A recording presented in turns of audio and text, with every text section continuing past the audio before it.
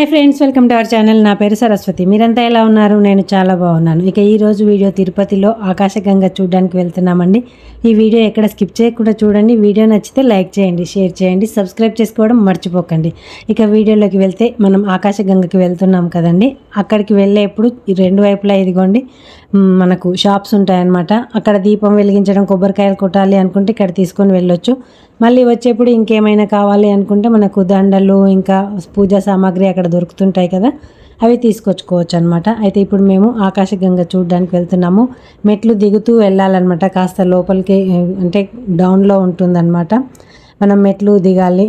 దిగేప్పుడు ఏమీ అనిపించదు, కానీ ఎక్కేప్పుడు కొంచెం ప్రాబ్లం. అంటే కొంచెం ఏజ్డ్ అయిన వాళ్ళకి ఈ ఆకాశగంగ చూడాలంటే కొంచెం కష్టమే అండి, ఎందుకంటే చాలా మెట్లు ఉంటాయి అన్నమాట. అయితే ఒకప్పుడు ఇక్కడ ఆకాశగంగ నీటిని సేకరించి తిరుమలలో ఉన్న స్వామివారి సేవలకి వినియోగించేవారట.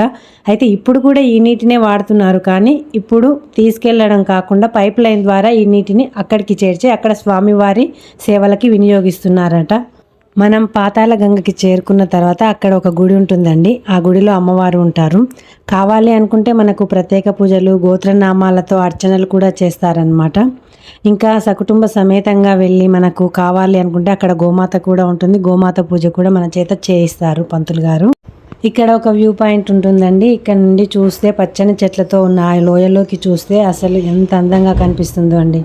ఈ కొండల మధ్య నుండి జలజలా జాలువారే జలపాతాల సవ్వడులు, పచ్చని తివాచీ పరుచుకున్న పుడమి తల్లి సోయగాలు, రివ్వు రివ్వున ఎగురుతూ పక్షులు చేసే కిలకిలా రావాల సవ్వడులు, అందమైన ఆ ప్రకృతి రమణీయతను వీక్షించే కన్నులే కన్నులు.